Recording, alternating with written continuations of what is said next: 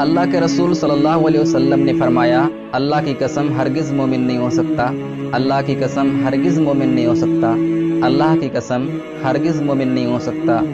آپ سے عرض کیا گیا، اے اللہ کے رسول کون مومن نہیں ہو سکتا؟ آپ نے فرمایا، وہ شخص جس کا ہمسایہ، جس کا پڑوسی اس کی آفتوں سے محفوظ نہ ہو۔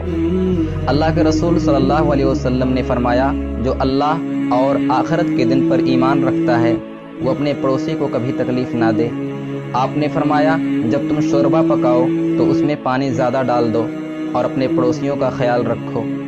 آپ نے فرمایا، وہ شخص مومن نہیں ہو سکتا جو خود پیٹ بھر کر کھائے اور اس کا پڑوسی بھوکا رہے۔ حضرت عائشہ صدیقہ رضی اللہ تعالی عنہ فرماتی ہیں، میں نے اللہ کے رسول صلی اللہ علیہ وسلم کی خدمت میں عرض کیا، اے اللہ کے رسول میرے 2 ہمسائے ہیں، میں کس کو ہدیہ بھیجا کروں؟ آپ نے فرمایا، جس کا دروازہ تمہارے نزدیک ہے اس کو بھیجا کرو۔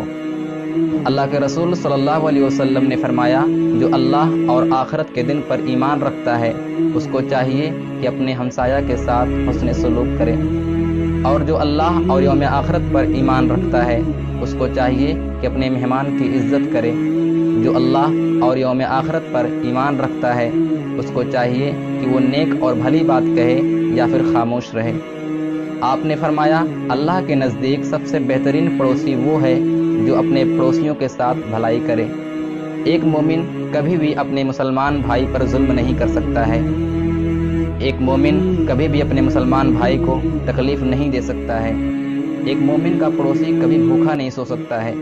جو اپنے پڑوسیوں پر ظلم کرتا ہے وہ جنت میں نہیں جا سکتا۔ اس لیے پڑوسیوں کے ساتھ حسن سلوک کرو۔